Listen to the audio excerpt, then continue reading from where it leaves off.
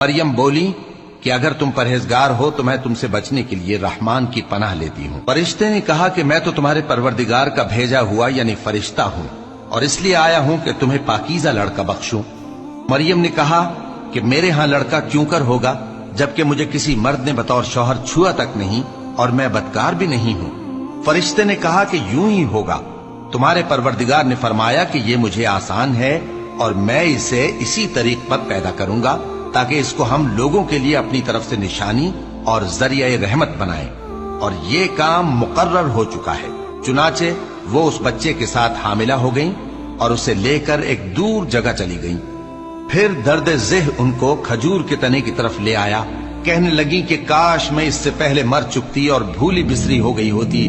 تب ان کے ٹیلے کے نیچے کی جانب سے فرشتے نے ان کو آواز دی کہ غمناک نہ ہو، تمہارے پروردگار نے تمہارے نیچے ایک چشمہ پیدا کر دیا ہے